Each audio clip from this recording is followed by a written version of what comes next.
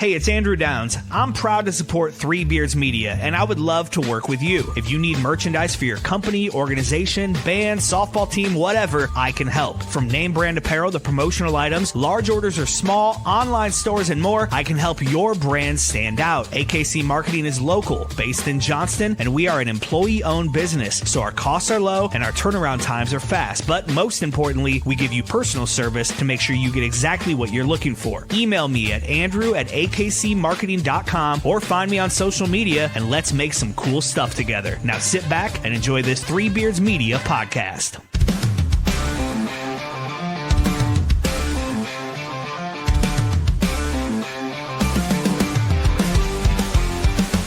From the top rope, kid and kill the roar so loud. Black and gold waving, we're a fearless crowd. Under them lights, the fight burns bright. Greatest team assembled, ready for the fight. We stand tall, we stand true. Every game, every play, got the Hawkeye view. Legends rise, and we all knew that the black and gold's coming straight for you. From a Hawkeye view, see the whole state rise. With a heart so strong and fire in our eyes. On the field, on the court, in the stands, we shine. The best in the game, and the state is mine. Cover Hawkeyes, marking, watch them break that glass. Dropping dimes, hitting threes, never second guess. Full court hustle, hear the sneak aside. With the fight in our veins, we red at pride. We stand tall, we stand true. Every game, every play, got the Hawkeye view.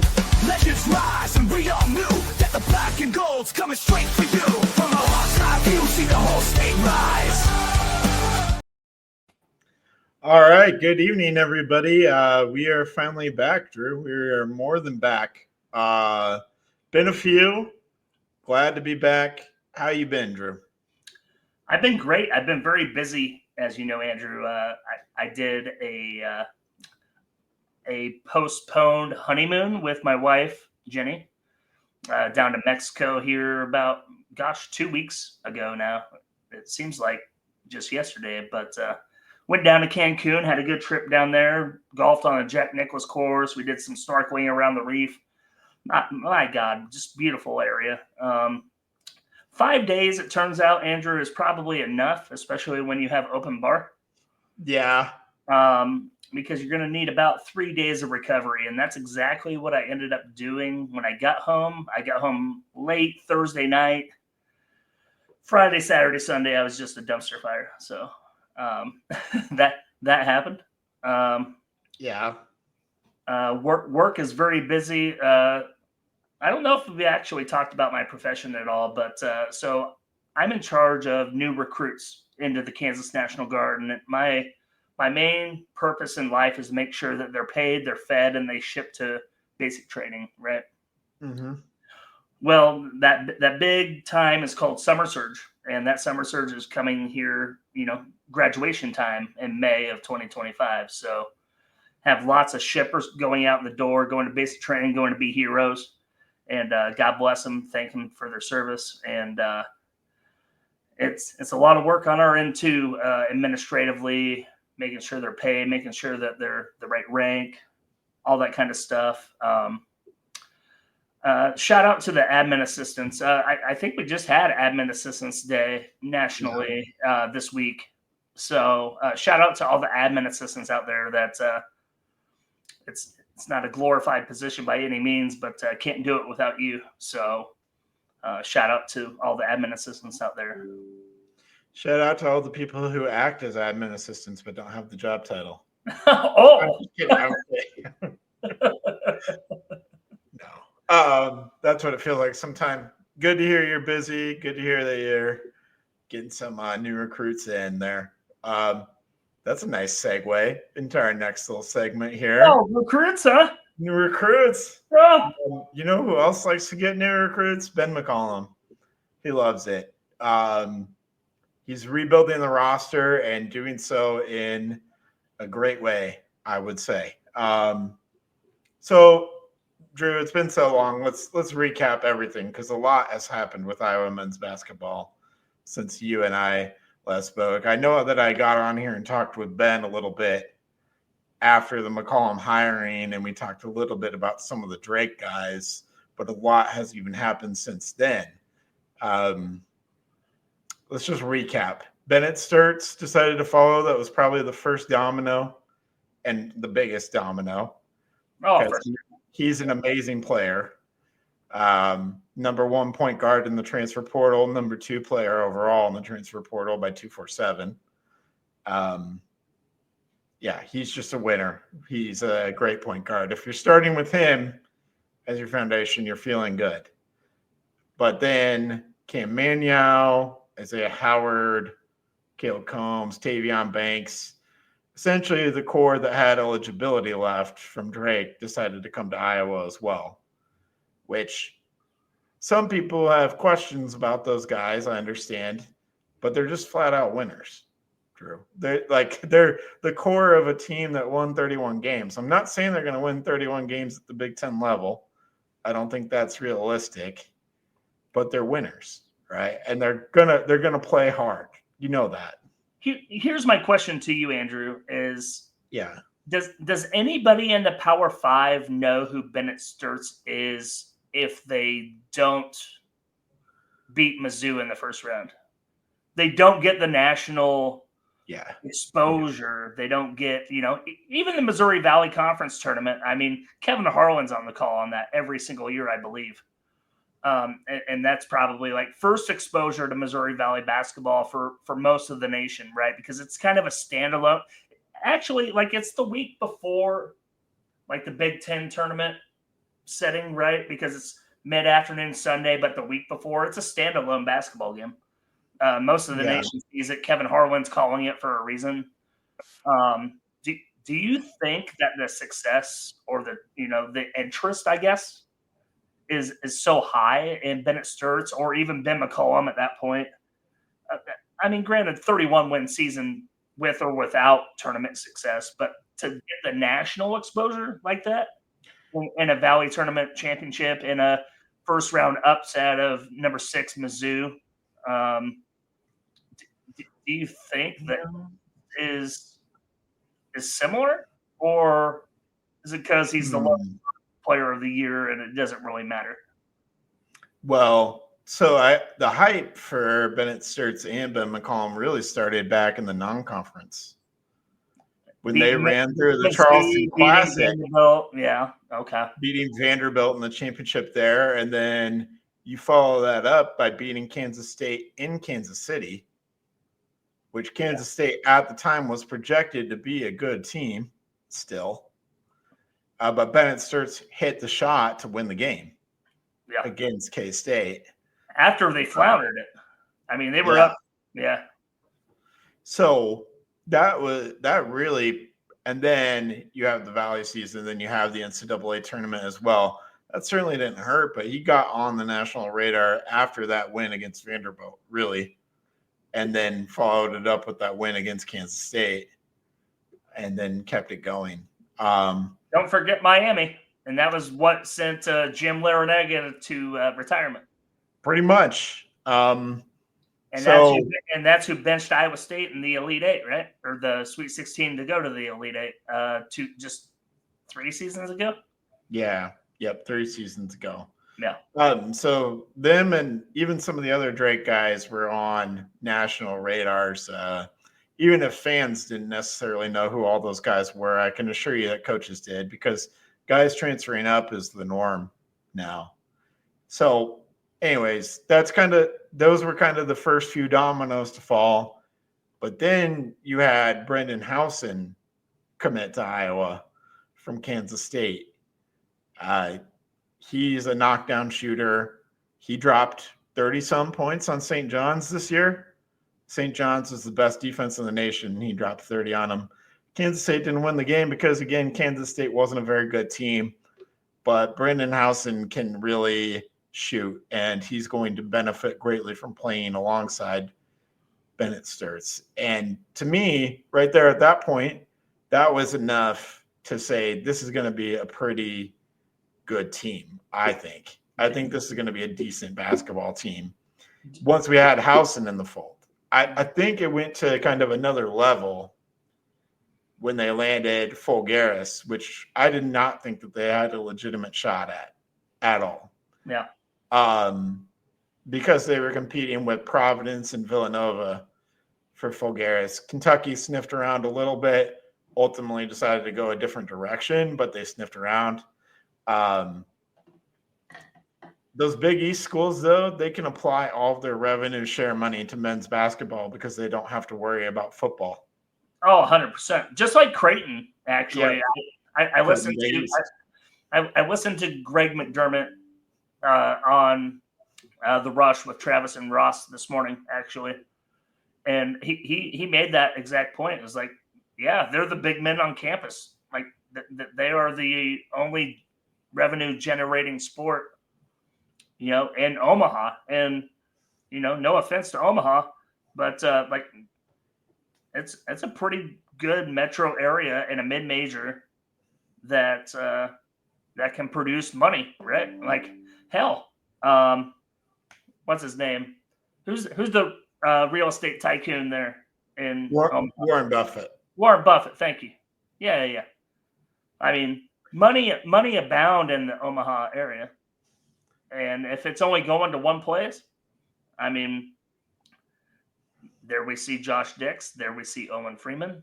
Yeah, and you know what? No ill will to either of them. Actually, I spent a lot of time in reflecting. Specifically, Owen Freeman is like being a quitter, whatever. Like saw the writing on the wall, and like I was kind of telling you before, even Fram was fired. It's like everybody knows, including the players. Yeah. And I think that's why he mailed it in at the end of the day. He's going to play for another season and see what happens. And I think Creighton's going to be awesome, honestly. I don't know about that. We'll see. No? Jury's out. Jury's out. But anyways, back to Fulgaris. He's such a big deal. Like, if you think Bennett Sturts is a big deal, this guy might be a bigger deal yet. He's got 2 years of eligibility.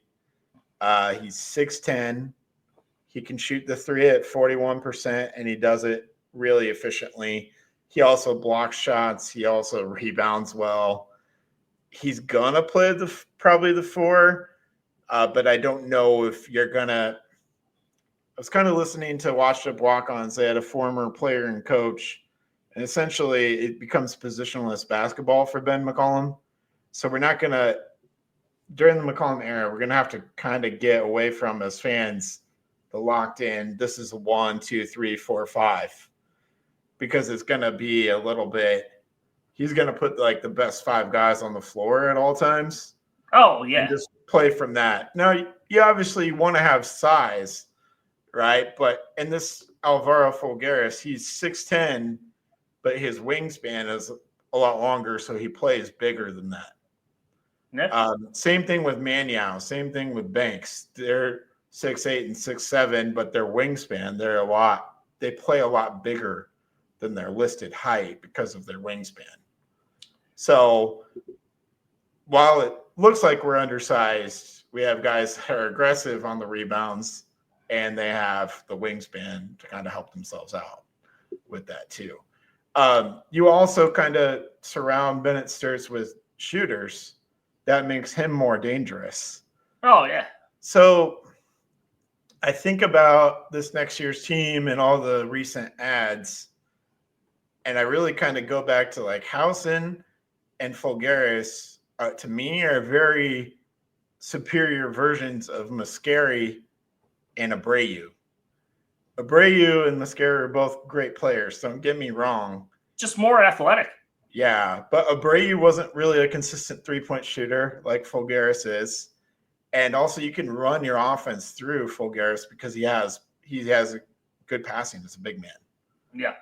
So that takes pressure off Sturts too, because you can throw it into him and he can kind of like a Giannis or a Jokic. Honestly. Yeah, but not as good, obviously. Yeah, but the concept, of like what a Jokic is. Yeah, that's Fulgaris there. I have a quick question for you, Andrew. Do any of the recruiting services rank transfer portal classes? like Yeah. transfer portal recruiting classes, or like Yeah. where does Iowa sit in that? Do you have any idea? Because Top 5 nationally by most. Yeah, top 5 nationally by most recruiting services, and then other people's like subjective opinions as well. Top Okay. 5, top 10 at worst. So having a heck of a portal season, and like I kind of think they're not done quite yet. What would they be going after at this point? So what they want is they want another, like what I would call a combo guard, a guy that can handle the ball. And they have had a guy visit. His name is Keza Giffa. He played at High Point, averaged 15 points per game.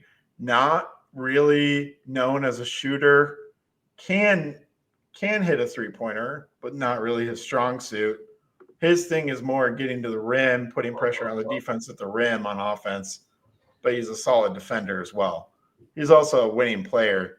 So that's kind of the common theme between all these players. Like I've talked about their skills, their ability to shoot, their ability to play offense. They're two-way.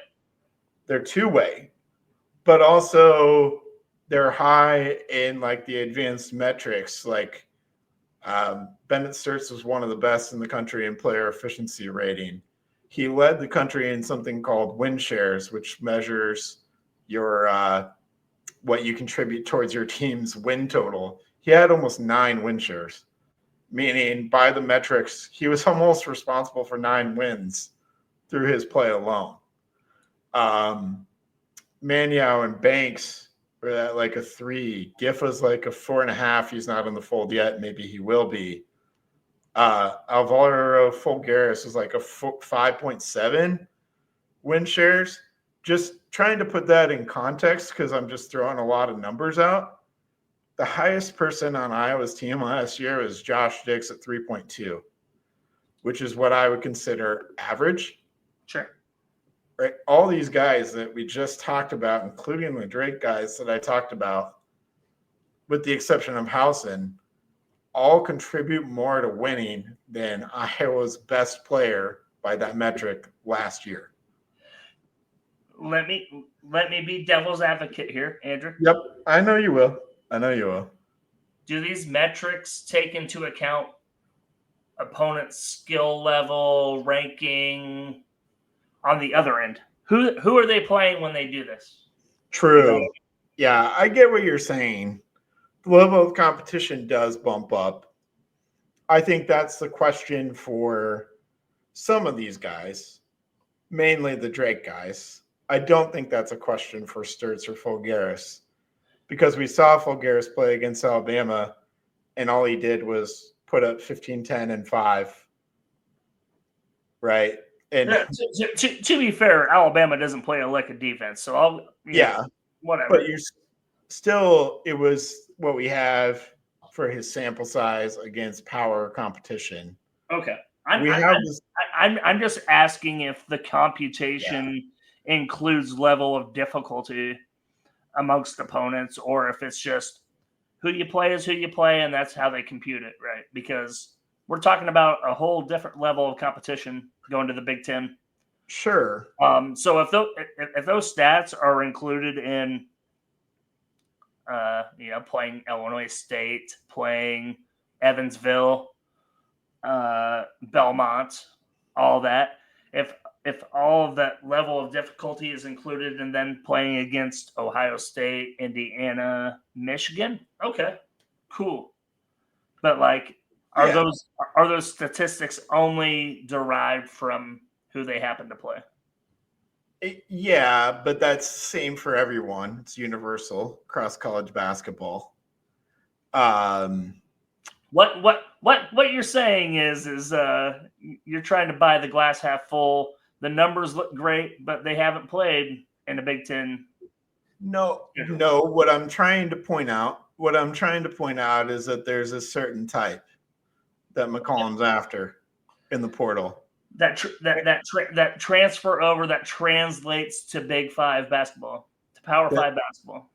Well, at a certain point, ball is ball, man. Like, it's just That's Like, true. I mean, Bennett Sturts was playing Division II last year or 2 years ago. yeah. And now he was the most sought after point guard in the country. So, yeah. So what McCollum wants, from what I can understand, he wants guys to play efficient and guys who are winners. The stats from last year on all these guys suggest they're efficient, they're winners. He's getting guys that fit his style, I guess is what I'm trying to point out. I mean, 31-3 is pretty good. I don't know. Right. I'm gonna go ahead and trust his evaluation. Oh, 100%. These Like guys. we have no choice, right? We have no choice. You're saying that all of these services, all these recruiting services, saying top 5 transfer portal class in the country, top 10 at worst, or buy-in 100%. Yeah. And again, that doesn't include the potential addition of a guy like Kezagifa, who I think would be a nice fit alongside Sturts, because he's a little bit undersized, but he can handle the ball. And again, that takes pressure off of Sturts to not have to handle the ball the whole entire game. Kind of like what Jackson did.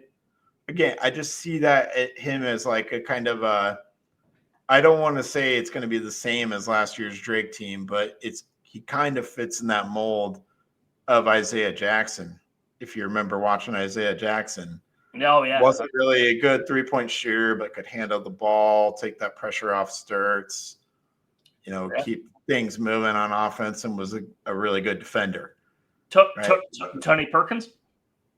Comp? I mean, maybe I wouldn't go there because Perkins is a little bigger. Okay. Okay. I wouldn't, yeah. But I do think he can get to the rim and do things like that. And you kind of need a guy like that. He can create. Having multiple guys who can create is a good thing.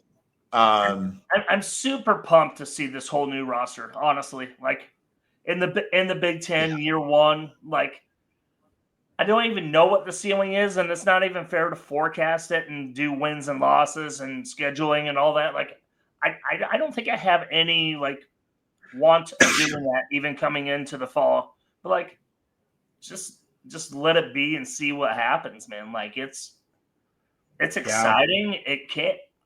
I don't think it can get worse, honestly. Like, well, yeah. Another thing that we have going on is like the way too early bracketologies all have Iowa in the field. Yeah, like easily in the field. But that's, again, these are way too early projections, right? We'll see how the season plays out. But potentially maybe a big splash could come. I sent you before we hopped on. Yeah, it was like 10 minutes before. I didn't even get a chance to read it. I'm so sorry.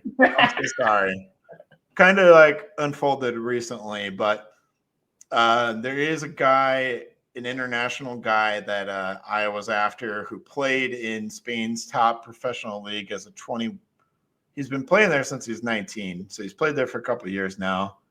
This past year, he averaged 10 points and 5 rebounds. It doesn't sound good, right? But when you put it in the context of he's playing dudes in their mid-20s and 30s, and he's 21, and he was part of a team and put up a double-double in their version of the championship, right? Or the playoffs. Like, it's hard to translate that, but the skills are there. He's on NBA radars. Like, I've done some research. Like, he's on some NBA radars. I'm not saying the guy is a lottery pick or anything crazy like that, but he's on the radars of NBA teams. College teams know who this guy is. He's kind of like a bigger, because he's a little bit bigger than Fulgaris, but he has a lot of the same skills and stuff. So he could play with Fulgaris. He could come in and replace Fulgaris off the bench. Although if he's coming over, he's probably coming to start. But again, you put a guy with a unique skill set next to Sturts who can knock down threes. Again, you're you're spacing the floor in a way that Drake wasn't able to because they didn't have the guys. Here's my question is what does the eligibility look like when you're playing in a Spain Pro League, right? Because I know I know in the United States, listen, I tried to be a college bowler at Grandview University, and we are talking about NAIA, right? We're not talking about NCAA, not talking about going bowling at Nebraska, who's a powerhouse in bowling, right? I know, laugh it up. It's hilarious, right? You go to college to bowl. But I was told I was out of eligibility because I made too much money. Wow. At the NAIA level. Listen, and it's not because I'm a great bowler. It's because I made a check for like $211 in the National U.S. Open tournament at one point in time in my life. And that wiped all of my eligibility out. This is a true story. I swear to God. I can show you the check. I still have it on Facebook. But wow. So I wonder what eligibility requirements to look like when you're talking about international players who are playing technically professionally. Like, is that what we're talking about here? Yeah, he is technically professionally player. That is always a little bit of a deal. Right. Definitely a hurdle for some. So again, don't get too excited. If he ends up as an Iowa Hawkeye, then you have my permission to get excited. I feel like I'm just pissing all over your twigs right now. It's fine, dude. It's fine. There's a guy. I don't mean to. I feel like I'm asking valid questions. No, you are. You are. There's a guy on Twitter who's a great follow. His name's Arman Jovic. He does a lot of scouting of international prospects. He kind of talked about like the eligibility, and I don't want to dive too far into the weeds because it's so complicated with these international players. Essentially, for DeRitter, in his specific situation, I think he would have 2 years of eligibility left. Okay. But do not quote me on that because these things are kind of up and down. But I think you're gonna start to see that more and more with international guys coming over to play college ball, and getting money from revenue share, NIL, to play college ball. It's interesting. To go off the rails, since we're talking about international and it has nothing to do with the Iowa Hawkeyes, and we can get back on track here and take a break. But did you see the story broke about Hoover Soccer, Des Moines Hoover Soccer, that they had an international player that they believed to be 19 years old, eligible to play in Iowa, Iowa high school athletics. Mm-hmm. And that Des Moines Hoover found out that his actual birth certificate, everything was 20 plus years old. And he was no longer eligible. Have you not seen the story? It was. I saw the story. Regional. They were undefeated or something. And they self-reported that they actually found out the origin of this kid, and it's so sad and it's so heartbreaking because I think the kid was in goodwill. Could you imagine in this country not knowing when you were born or not knowing where you were born? No. Maybe not necessarily know who your parents are. Like, I can't imagine that. It's sort of tragic in that regard. However, how the Iowa Athletic Association handles soccer is everybody makes the tournament, so they have a chance to redeem. Des Moines Hoover vacated all the wins involving this kid, and heart goes out to him, honestly, that he probably had no idea. And man, kudos to Des Moines Hoover to self-report that, and like in the goodwill of athletics and competition and just sportsmanship all around. I mean, just excellent work all around on that regard. But I mean, Des Moines Hoover has a chance to still make the tournament, and they probably will. And I hope I hope they fucking win it because they did the right thing. And doing the right thing is not always easy. And in Iowa athletics, you don't see a lot of controversy, I guess, outside of, Arlen Bruce and the whole COVID season and all that nonsense. Oh, yeah. No, he was definitely throwing games. I'll die on that hill. You don't see a lot of nonsense in that regard of eligibility. So kudos to Des Moines Hoover. Good luck to them in the tournament. We talked about eligibility, so I wanted to throw that in there. So there you go. There you go. Nice add in. Yeah, we can talk about doing the right thing. I don't know if you saw the Ben McCollum chair story make the rounds. No.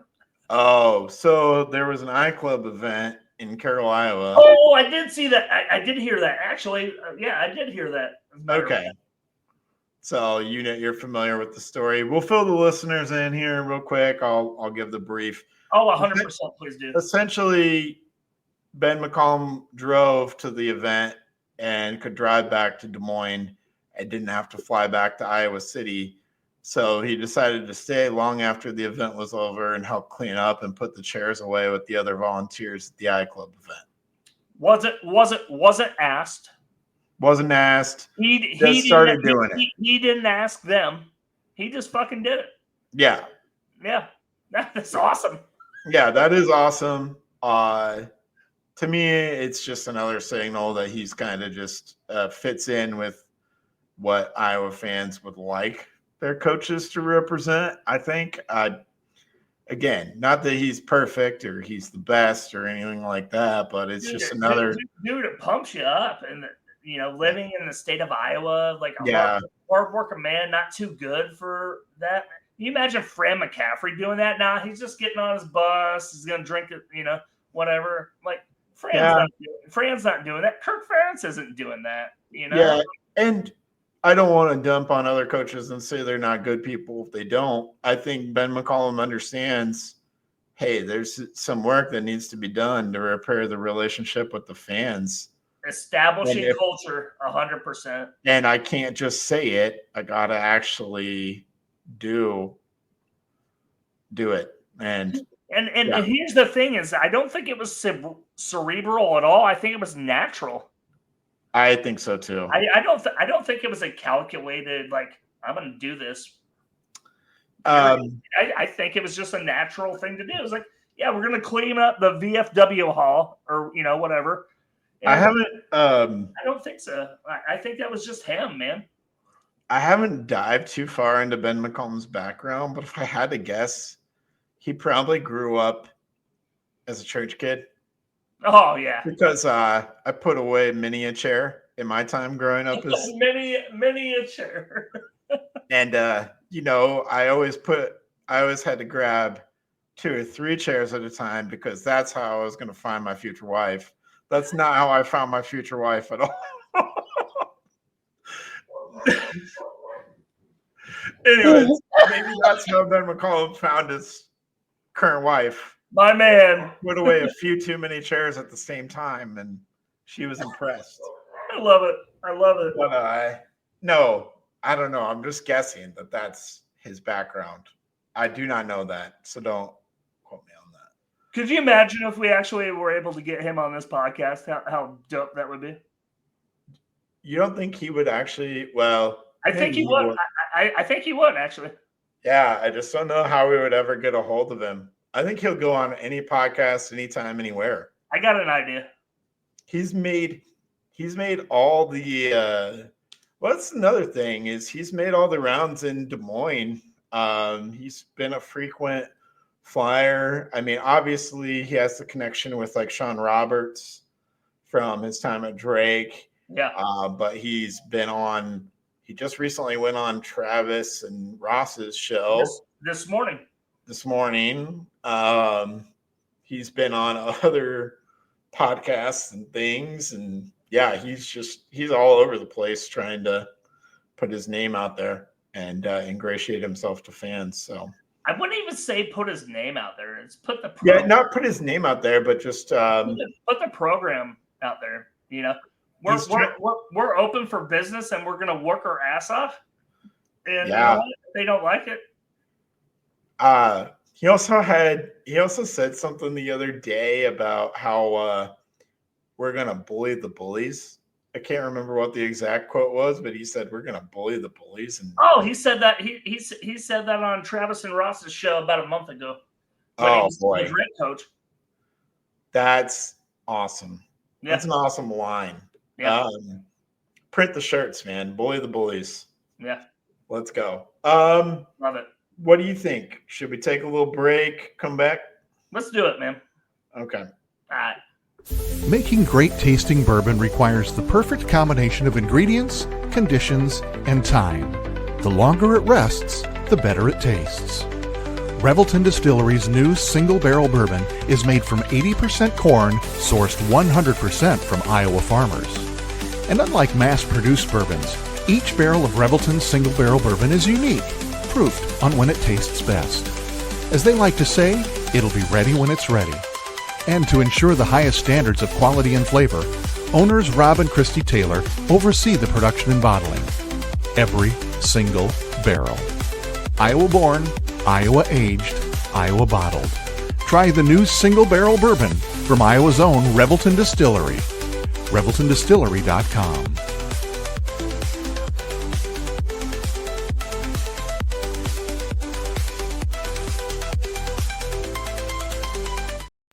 Whether you're buying, selling, or refinancing your home, or if it's simply time to renovate the one you're already living in, you need an experienced mortgage professional to help you analyze your financing options and to make sure the closing goes smoothly. And that's exactly what you get when you call Kyle Lehman at Wintrust Mortgage. Kyle's experience and expertise, coupled with Wintrust's rates and programs, ensures you'll get the mortgage that's right for you. You may even qualify for down payment assistance.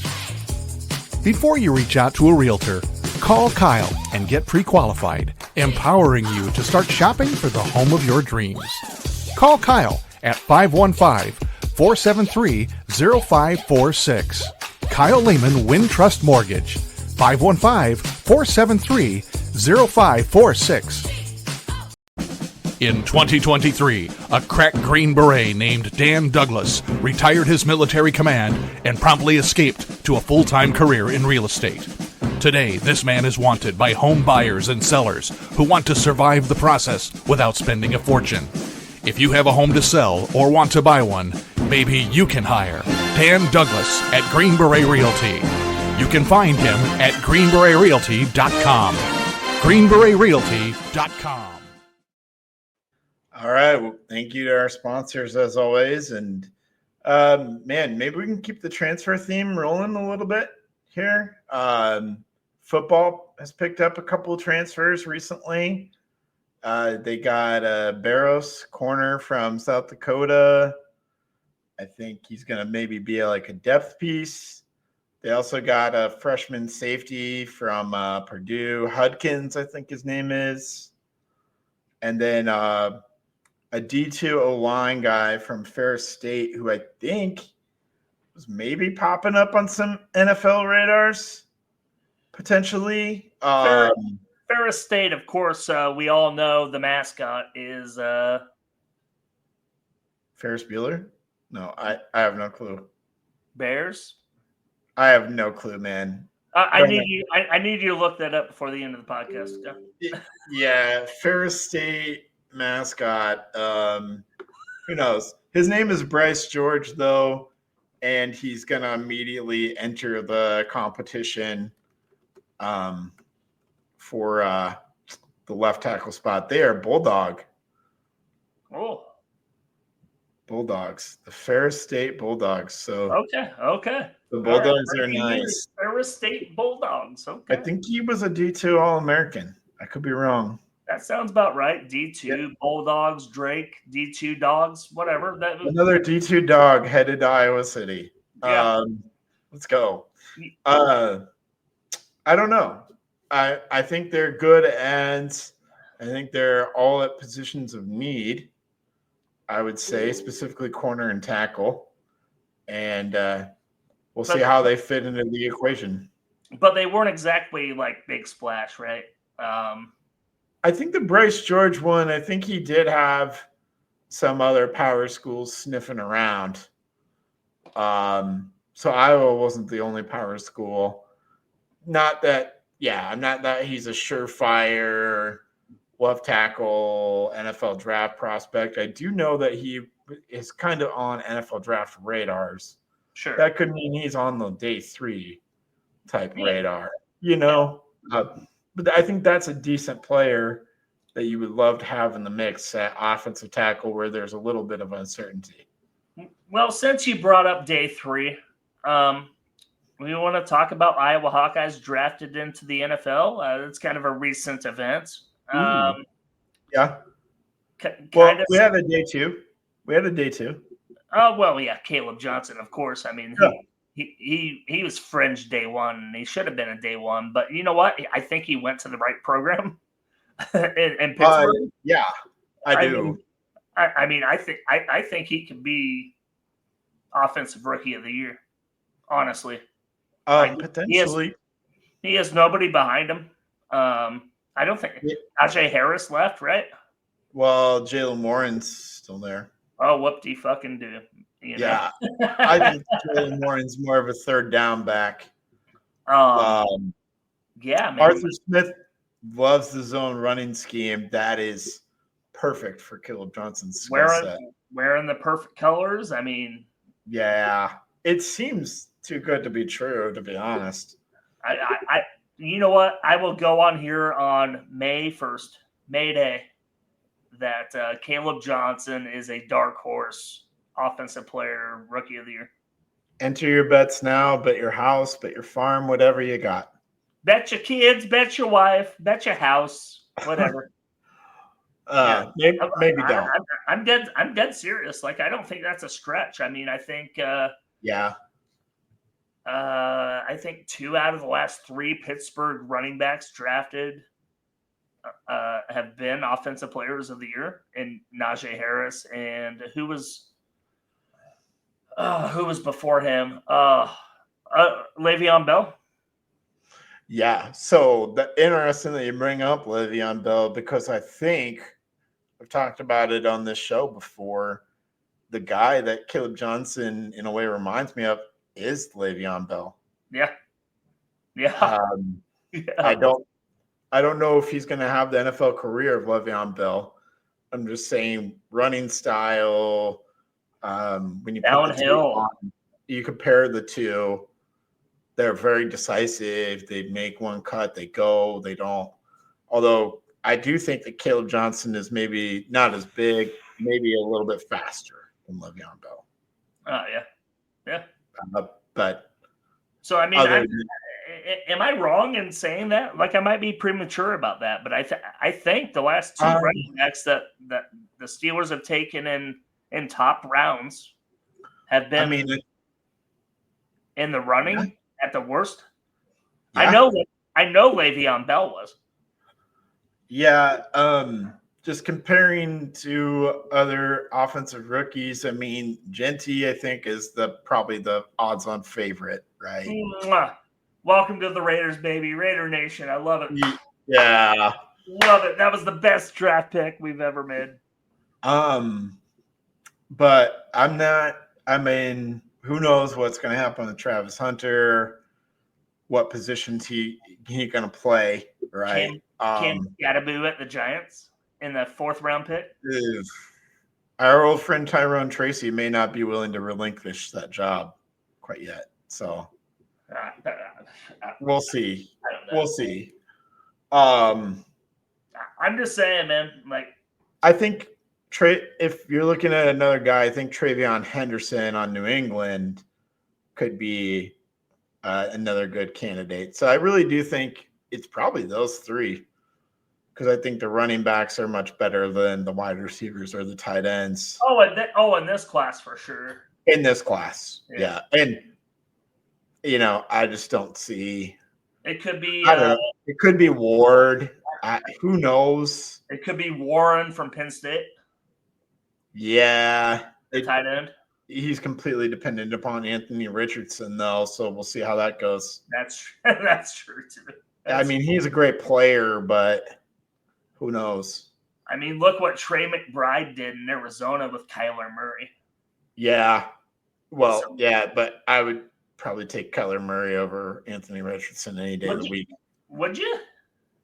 It's an interesting conversation. I'd probably lean Kyler, though. As a passing quarterback, you would lean Kyler? I think Kyler is a little bit more polished as a passer. I'm not saying he's great. I think he's a better playmaker. Yeah, he can hit a target, though. He can hit a target. Anthony Richardson has all the arm strength, but none of the accuracy. And what? He played high school quarterback for 1 year, and then he got that job at Florida? Yeah. So, I mean, he's definitely raw. The way he treated his rookie season was abysmal, right? Right. Benching himself because he was tired because he ran around like fucking Seneca Wallace. He pulled a Seneca Wallace and then he said, "Nah, I'm good. I need a breather." Yeah. And the NFL not going to cut it. So the Steelers are just trying to make their team Iowa Hawkeyes because they drafted Y.A. Black as well. Good for them. I love it. And they needed a defensive lineman, and he might play right away on that defensive line. And you're going to have to remind me where other guys got drafted. Luke Lachey went to the Texans. Connor Colby went to the Niners, and Richmond went to the Seahawks. And those were all 6th round and after, and I could not believe that. Yeah. Actually, what I cannot believe is Jay Higgins and Sebastian Jackson not being drafted at all. Okay, and Sebastian Castro. Yeah, that was kind of wild. Castro would have been a 3rd round pick if he came out last year. Jay Higgins ended up with the Ravens. Yeah. So to me, that seems like a great fit. Got a chance to earn a roster spot for sure. You're going to have to tell me where Castro ended up. I don't know. Nick Jackson, I know, accepted an invite to Giants mini camp. Let me look it up. Nick Jackson, fun tidbit though, had an option to join the Ravens mini camp and could have reunited with Jay Higgins, which would have been fun. Oh, that would but I think he chose right in accepting the Giants invite over the Ravens because the Giants defense is woof. Beyond the defensive line, it's pretty bad. Yeah. So he has a greater chance of catching on there with the Giants, I think. Hey, you want to know where Sebastian Castro is? Who? Where? Pittsburgh. Oh, yeah. I thought I saw that. Oh, my gosh. Pittsburgh actually, I did know that, but I didn't want to report inaccurately. Yeah. He's a Steeler as well. Oh, my gosh. Yep. Just like the Houston Texans or Iowa State University. Okay. Listen, I do not like Iowa State in any way, shape, or form. So you're going to think I'm biased when I'm saying this, but it didn't make any sense to draft both of those guys. Especially when Luke Lachey. Especially when your biggest problem as the Texans is I couldn't name a single one of their offensive linemen, and CJ Stroud got sacked endlessly last year. Well, you could last year in 2024 season, you can name an offensive lineman. His name is Laramie Tunsil, and they traded him to my Washington Commanders, baby. Yeah, and they didn't address that at all, and instead opted to spend day 2 picks on wide receivers. Not knocking those players, but it didn't make a lot of sense. Also, one of them would have been okay. Like I don't understand both of them. Like Jalen Noel. Okay, which receiver from Iowa State would you have taken between Jalen Noel and Jaden Higgins? Between probably the two? Noel. No, I would take him too. Yeah. But it's interesting because the pre-draft comps for both those guys, for Higgins was Nico Collins, and for Noel, pre-draft comp was Christian Kirk. Well, both those guys are on the Houston Texans too. Yeah. So they drafted younger versions of guys that they already have at the wide receiver spot. And you also have Xavier Hutchinson. Yeah. It didn't make a lot of sense. That was piss poor drafting from the Texans, if I'm being honest. Are they? Yeah. Not because the players that they drafted are so bad. They didn't have the need. They didn't have the need for that. The need and the fit. Yeah. No, it's no slight on the players whatsoever. I mean, that's what I'm saying. They are good players. They did not need 3 Iowa State receivers and an Iowa tight end. They needed some fucking offensive line help. Unless they're going to run an offense that involves those guys playing offensive line. Yeah. No, that was a piss poor draft for sure for the Texans, but it didn't make a lot of sense to me. Yep. So that's the NFL draft talks. Spring ball, the open spring practice happened. Not a ton to glean from it, really, other than it sounds like KJ Parker has kind of been the name that I've been hearing a lot in the wide receiver room out of spring ball that could kind of emerge on our radars. Vanderzee's bigger. I heard your boy Seth Anderson is healthy for the first time in his entire college career. I love that. And I also heard, since we're talking spring ball, that we took legitimate shots downfield against our number 1 defense and hit bombs with Jackson Stratton. Okay. Well, you can go the negative route and say, what does that say about the defense? Or you can I know. Or you can look at it from the lens of, hey, we're taking shots downfield. Let's go. Legitimate shots downfield. Like, just not Yeah. I mean, real play time. And the thing is that Stratton looked pretty good doing it. We know who the starter is going to be for next year. It's Gronowski once he's healthy. But I think once we get past this year, the competition for next year for quarterback is completely wide open.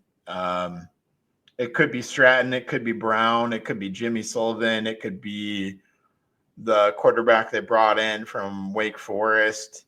I think it's probably a Stratton, Hank Brown competition, but don't be surprised if it's like completely wide open. I'm not mad about Jackson Stratton, honestly. I saw him play at Maryland last year. He made necessary throws, right? Mm-hmm. But I think our baseline is so like in the cellar of the passing game of football that like anything better than that is like, holy shit, we'll take a 15-yard out. Right. We will take this. We will take that. And I think Lester is trying to break that mold of we're gonna take it, actually. We don't have to settle for these outs. We don't have to, Seth Anderson being healthy, so awesome. You've been talking about him for 2 years on this podcast. Yeah. I can't believe we've been doing it that long, if I'm being honest. Holy shit. Yeah. That's something to think about. Yeah.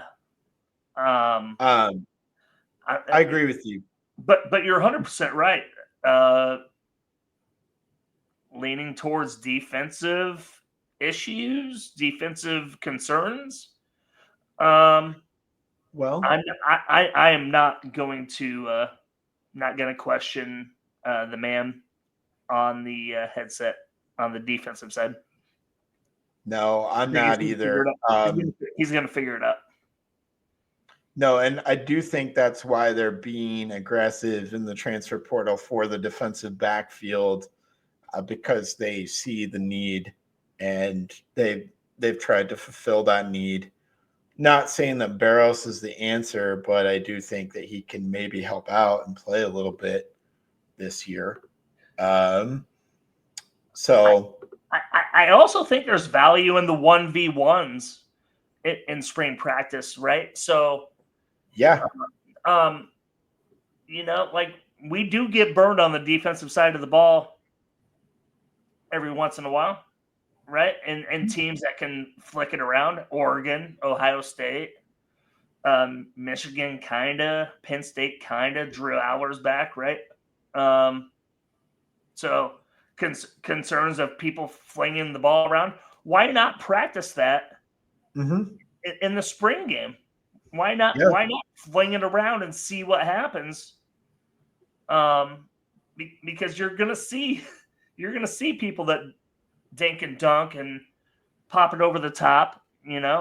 Let's do that. Let's not run Iowa offense versus Iowa defense. Let's throw bombs against the Iowa defense that has been like the Achilles heel of the Iowa defense, and let's fix that.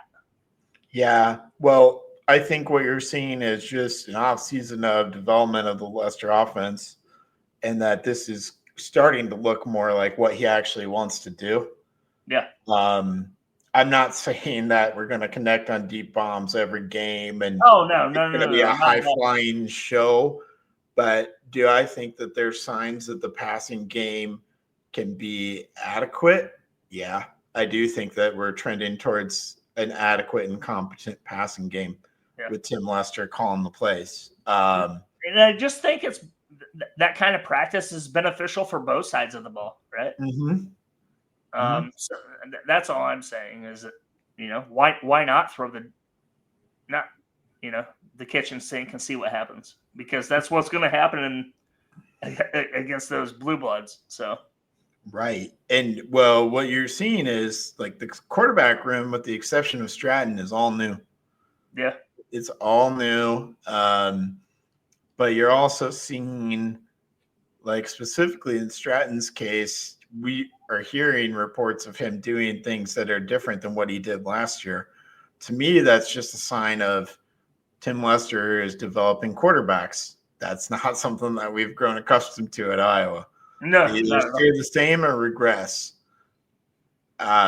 Progression from the quarterback room and, quite frankly, the wide receiver room, where it looks like a legitimate wide receiver room, because who's making those plays downfield?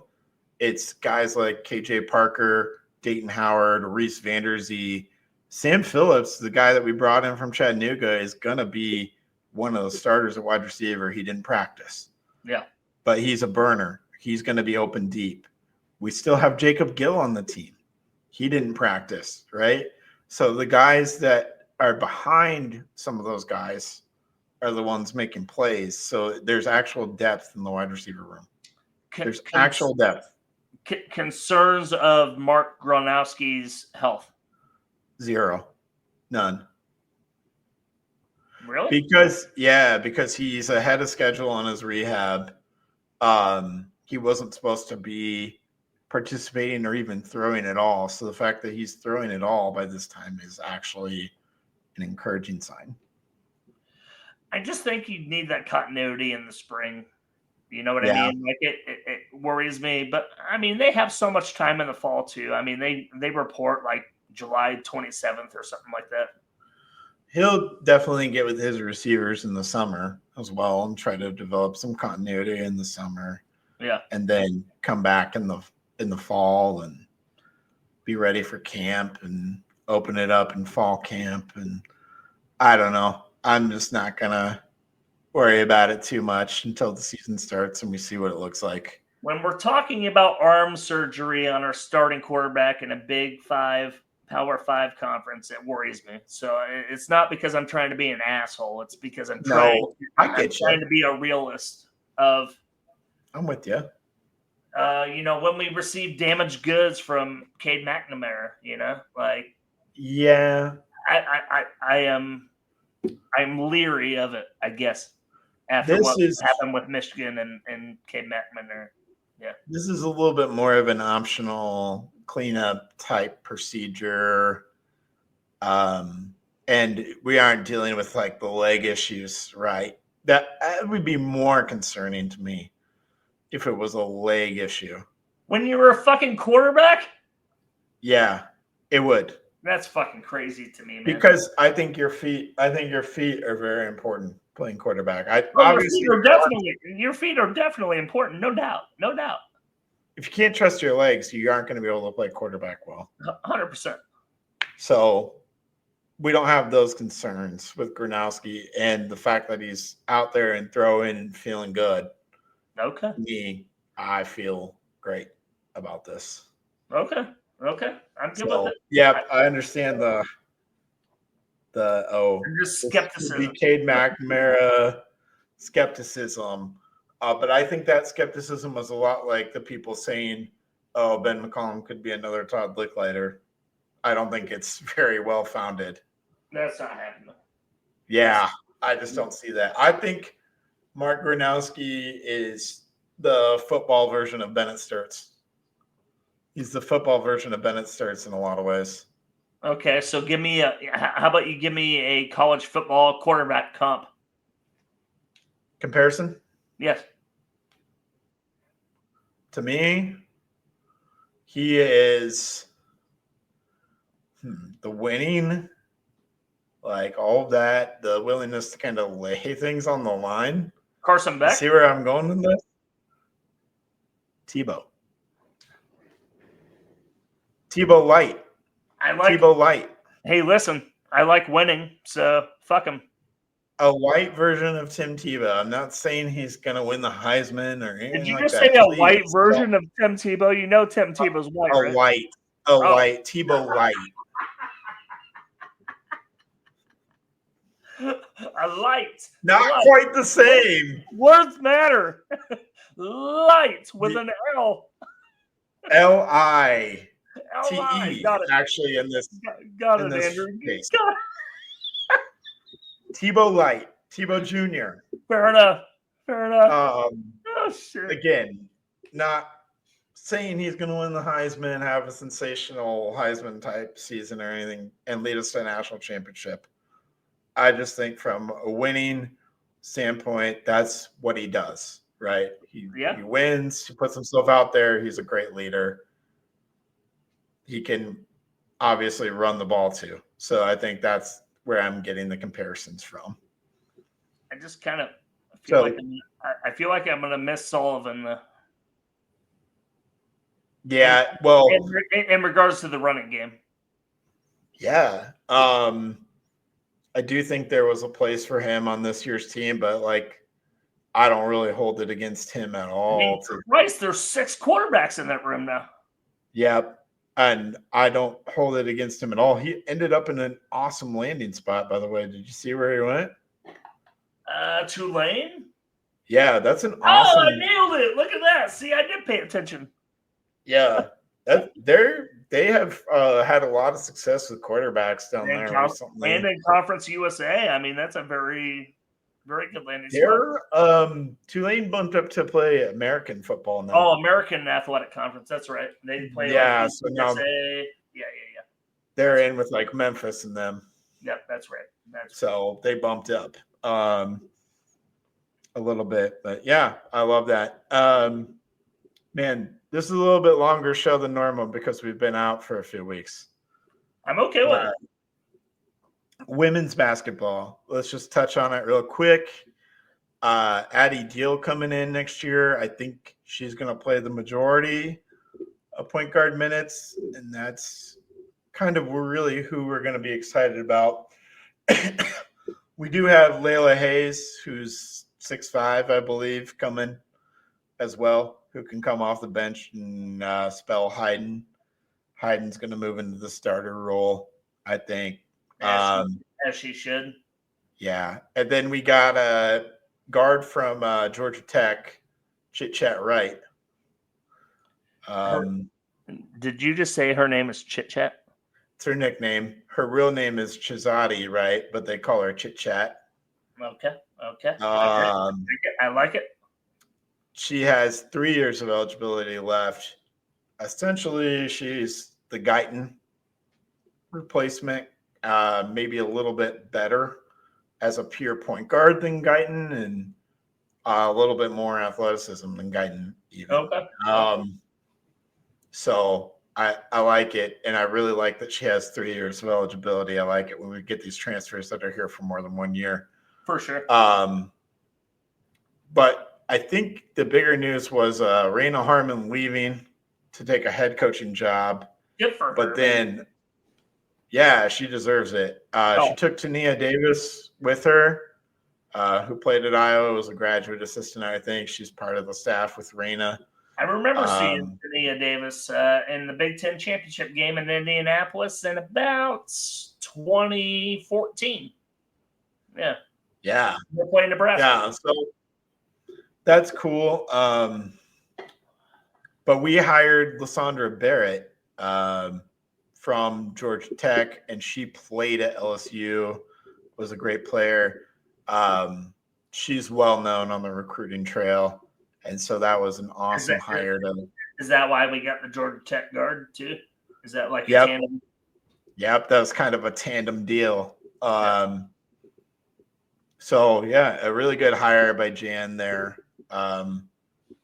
Just running some other things down. Oh, the other thing is we talked about all the transfers for men's basketball. We didn't talk about the staff. The staff is a lot of Drake guys that he brought with him. One of the coolest things is Josh Sash is part of the staff there. Tyler Sash's brother, right? Yeah, who was also he helped out in PE when I was in high school. No shit. Yeah. Obviously, being from Oski, he's not too far away, but he helped us out in PE after. I think he might have been recently post-college or something. That was cool. He probably doesn't remember me at all. I don't blame him. Did they keep Matt Gatens? They did not keep Matt Gatens. Instead, no, that's okay. I like Matt Gatens as a player, as the guy. What they really did is they hit a home run with Luke Barnwell. Okay.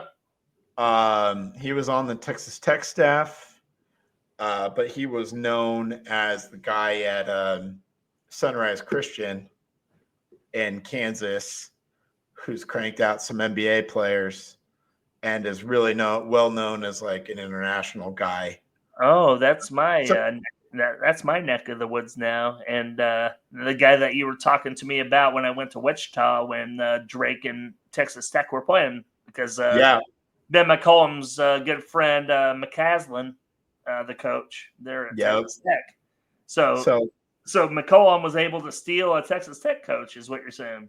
Yeah. Wow. And that's Barnwell. Yeah.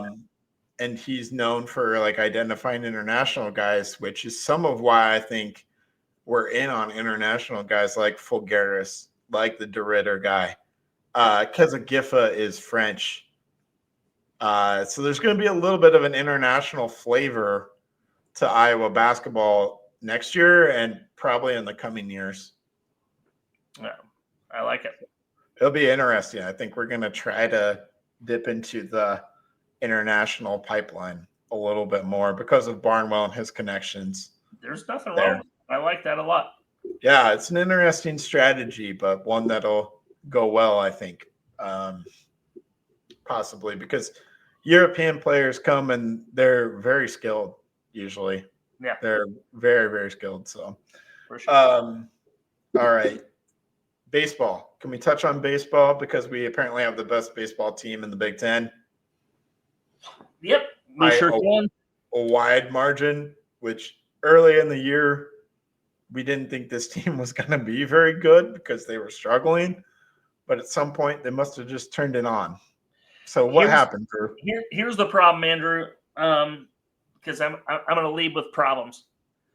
The problem is the Iowa baseball team drops way too many midweek games, okay? And exhibit number one is yesterday dropped a game to Illinois State 6-5. I saw that. That was very curious to me. And I think I told you this about a month ago when we were on here last about Iowa's baseball teams being susceptible to losing those midweek games. And since we've talked, they've dropped 3 of them. They've swept Indiana. They've swept Michigan. They've swept all the Big Ten opponents home and away. Doesn't fucking matter. But we lose to Illinois State. We lose to Western Illinois. What? So I think last week's loss was more about giving rest to the starters. Sure. This week's loss, they played offensive starters and just got beat. It's the second time they've been beat by Illinois State this week or in this season in the midweek games. Very strange. They still, like you said, they still hold a, I believe, 31-13 record. Overall, 20. What is it? 20-4? Are they 20-4 in the Big Ten? You got that? You got the records up there? Something like that. I don't have the records. 20-4 in the Big Ten. They are 2.5 games up on Oregon, which is literally the only ranked team in the Big Ten, by the way. And by the way, the end of the baseball season is Oregon State, or excuse me, they play at Washington this weekend, which should win the series. They come back to Des Moines, play at Seth Taylor / Principal Park against number 7, Oregon State. Follow that up with the season finale weekend against number 6, Oregon and Iowa City. Oh, Talk about a fucking gauntlet. They're like I said, they're only up 2.5, 3 games in the Big Ten. okay. It's very tight. So I mean, But there's no concern about them making the Big Ten tournament. Obviously, they're the number 1 seed currently. I think the best you could hope for in that scenario is go 500. oh well, Even including the Washington series this weekend in Seattle. They're on the road there. So if you're able to go 4-5, 5-4 between that, and you can't be dropping midweek games. If you do that, you get to a 40-win season. I've seen all projections that I was going to be a 2 to 3 seed in the national tournament. Safely in, even I think even if they get swept in all of that, I think they can land as a 4 backpedaling into it. yeah. Iowa's pitching staff, especially the starting staff, has been fucking incredible. Okay. Reese Buter, Cade Obermueller. Yeah, that's the name I hear all the time is Obermueller. Oh, so like I told you when we first started this podcast, and I think I educated you on this, that the Friday night starter is the ace, right? Yeah. He's the guy. He's always been the Friday night starter this year.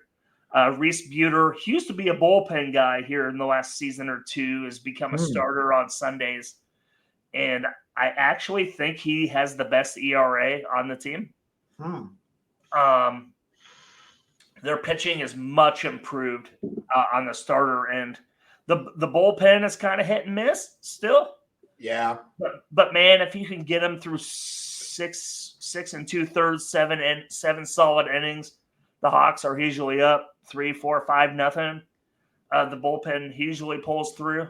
I'm really excited for Iowa Hawkeye baseball, especially getting the new facility at Dwayne Banks Field in Iowa City. I don't know if you've even seen the renderings or if you've seen the work there at all, Andrew. I don't know. Well, Usually where I park, we walk by Dwayne Banks when I tailgate for Iowa football.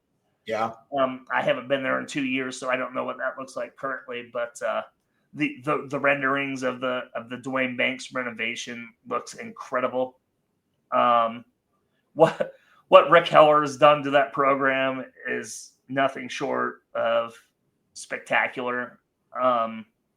Being a northern baseball team, northern area baseball team, is not. It's not easy. Which is weird to me because it's not like there's not talent from here, right? Yeah. So like I would love to ask Rick Heller. I would love to ask any like Big Ten coach like why that would be. Oregon is brand new to the Big Ten, but they've been a powerhouse. We play Oregon State. They've been a powerhouse, but they're not conference affiliated at all right now.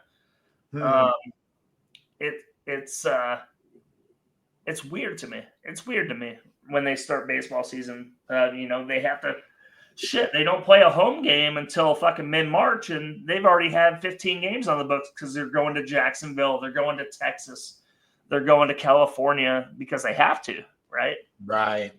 They just have a product of the system, a product of the NCAA baseball season, and they just deal with it. I can't imagine playing baseball at Dwayne Banks, Valentine's Day, but they are. They're playing it elsewhere.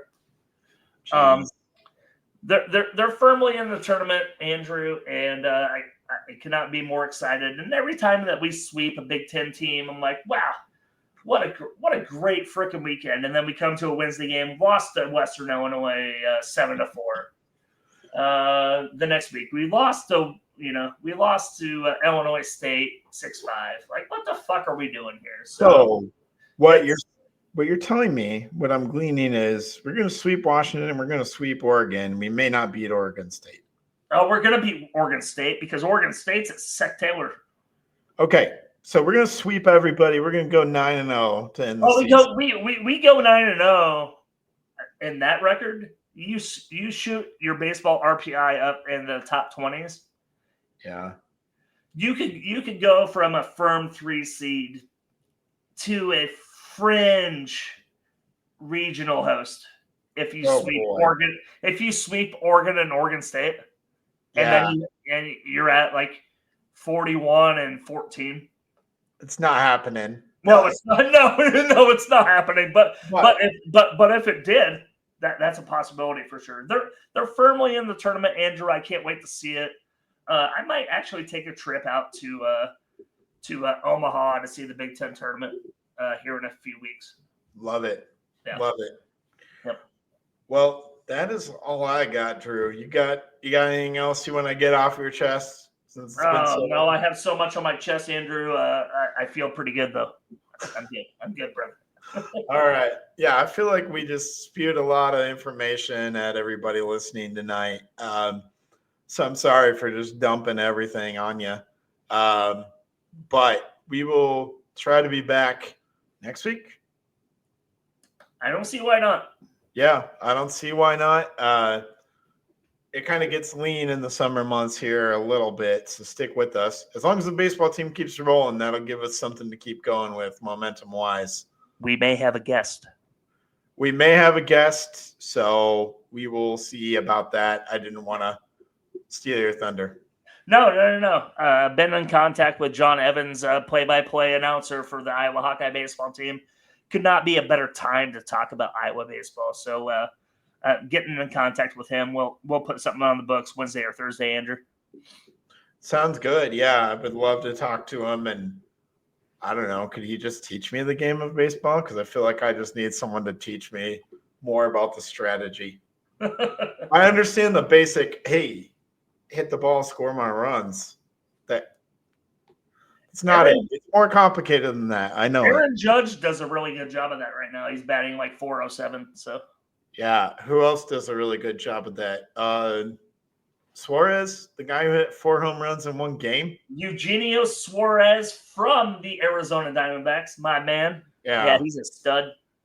Yeah. All right. Well, that'll do it for me. Thank you, as always, for listening. We appreciate all of you. Drew, thanks for hopping on and doing this with me. Absolutely. Appreciate you as well. Thank you, everybody. Have a great night, and go Hawks. Go Hawks, baby!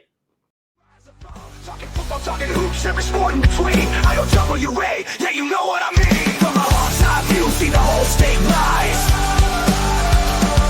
With a heart so strong and fire in our eyes. On the field, on the court, in the stands, we shine. The best in the game, yeah, the state is mine.